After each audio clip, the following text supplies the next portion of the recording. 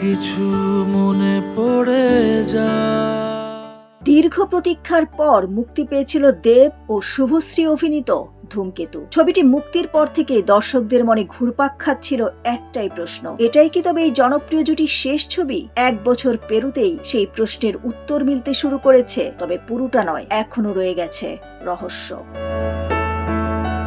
ইন্ডাস্ট্রির অন্দরে গুঞ্জন, 2026 সালে ফের একসঙ্গে বড় পর্দায় ফিরছেন দেব ও শুভশ্রী গাঙ্গুলি। শুধু তাই নয়, সবকিছু ঠিকঠাক থাকলে এবছরের দুর্গাপূজায় মুক্তি পেতে পারে তাদের নতুন ছবি, যদিও এখনো আনুষ্ঠানিক ঘোষণা আসেনি। গত বড়দিনে দেব ও শুভশ্রীর আলাদা আলাদা ছবি মুক্তি পেলেও প্রেক্ষাগৃহ বণ্টন ঘিরে তৈরি হয় বিতর্ক। সেই বিতর্কের রেশ কাটতে না কাটতেই ফের একসঙ্গে কাজ করার সিদ্ধান্ত। স্বাভাবিকভাবেই প্রশ্ন উঠছে, তবে কি সব দূরত্ব মুছে গেছে? ধূমকেতুর প্রচারে দেব শুভশ্রীকে ঘিরে যে উন্মাদনা দেখা গিয়েছিল তা আজও ভুলেননি অনুরাগীরা। ট্রেলার লঞ্চে একসঙ্গে নাচ, মন্দিরে পুজো, সমাজ মাধ্যমে ঘনিষ্ঠতা, সব মিলিয়ে ফিরে এসেছিল পুরনো ম্যাজিক।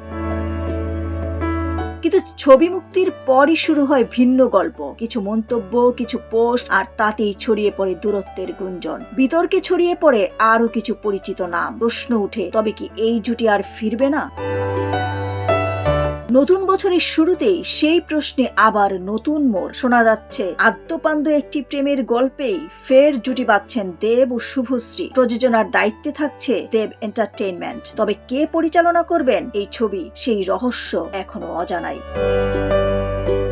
সব বিতর্ক, সব জল্পনা ছাপিয়ে কি আবার বড় পর্দায় ফিরছে সেই চেনা রসায়ন? সত্যি কি দুর্গাপূজায় আসছে দেব শুভশ্রীর নতুন ছবি, নাকি অপেক্ষা আরো দীর্ঘ? আপাতত এই প্রশ্নের উত্তর দেবে সময় আর আনুষ্ঠানিক ঘোষণা। ডেস্ক রিপোর্ট, সোনালী নিউজ।